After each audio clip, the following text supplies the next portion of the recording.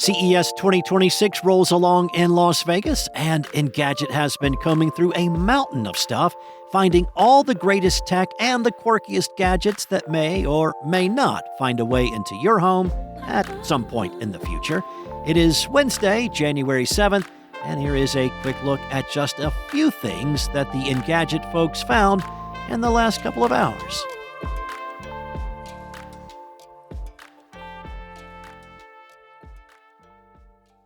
Lenovo just revealed a new smart glasses concept design at CES 2026. The appropriately named Lenovo AI Glasses Concept promises to transform how users interact with their surroundings and unifies their workflow. They look like a standard pair of specs and not all that different from something like Meta's Ray-Ban display glasses. A pair weighs just 45 grams, and the battery lasts 8 hours, which is just enough time to get through a standard workday. The glasses are wirelessly tethered to a smart device, which is what does most of the computational heavy lifting. They do include Lenovo and Motorola's proprietary AI platform called Kira, which delivers sub-millisecond live translation and intelligent image recognition. There's also something called the Catch Me Up feature, which is an AI-generated recap of various notifications from various devices. The hardware allows for touch and voice control and includes teleprompter software. The concept glasses include speakers, as Lenovo is advertising music playback as a feature. We don't know when or if these smart glasses will ever hit store shelves. Lenovo tends to drop several intriguing concept designs each year at CES, and not all of them make it to market. Meta has been experimenting with EMG technology for years. Well, last year, the company commercialized it for the first time in its Meta Ray-Ban display glasses, which users control via a dedicated neural band that is able to interpret subtle muscle movements in the wrist. Now the company is offering its first look at how its neural band could be used to control devices outside of its smart glasses lineup. Meta has teamed up with Garmin, as well as a handful of research partners, to explore some intriguing use cases for its wrist-based controller. The social media company has previously worked with Garmin on fitness integrations for its glasses, but at CES, the companies were showing off a very early demo of Meta's neural band inside of a car. One of the demos used pinch and swipe gestures to manipulate an on-screen model of a car, much like you would use the band to zoom in and out of an image while wearing the display glasses. Well, the second demo, somewhat bizarrely, was a game of 2048, and you can use the same swipe gestures to move the tiles around.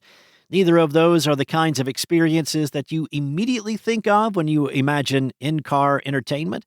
But Garmin, which works with a number of major car brands on infotainment systems, seems to be thinking about some more practical use cases as well. The company said that it will explore using the neural band to control vehicle functions like rolling down windows or unlocking doors. The Chinese micromobility company Navee has some wild new stuff at CES 2026. The lineup is headlined by the UT5 Ultra X, a dual-motor e-scooter with an advertised top speed of 43 miles per hour. And who among us is not in the market for an auto-following golf cart and a seaplane? Well, let's start with the UT5 Ultra X first. It is a sleek-looking e-scooter with a pair of 2,400-watt motors. Navee says it can reach a top speed of 43 miles an hour, and the company says it has a max range of 87 miles. But in the world of e-scooters, it is safe to expect the real-world range to be around half of what manufacturers promise. It has a front and rear hydraulic suspension and front and rear hydraulic disc brakes. Navee claims it can accelerate from 0 to 12 miles per hour in 1.98 seconds. If you want something that can hold its own on rougher terrain, there is the UT5 Ultra X. A pair of 1,200-watt motors helps this e-scooter reach a top speed of 40 miles per hour and an advertised range of 56 miles. It has dual disc brakes and an electronic anti-lock braking system. To help manage the bumps, it has two suspension types, a front telescopic suspension and a rear spring one. Now, Navee claims its steel frame supports up to 330 pounds. Then there is the Eagle F1X, which could put golf caddies out of work. This electronic cart can carry your clubs up to 44 pounds. It has a smart auto-follow feature that uses a combination of AI and ultra-wideband. It also responds to voice and gesture controls. Now, the cart uses a pair of 250-watt motors, and Navee claims it can handle 36 holes on a charge. Strangely, the bottom portion looks like an F1 racer because, well, why not? To further prove that Navee isn't afraid to jump the shark, the company has a product that could, well, literally jump over sharks. The Wavefly 5X is an electric seaplane that can glide on the water and then ride into the sky.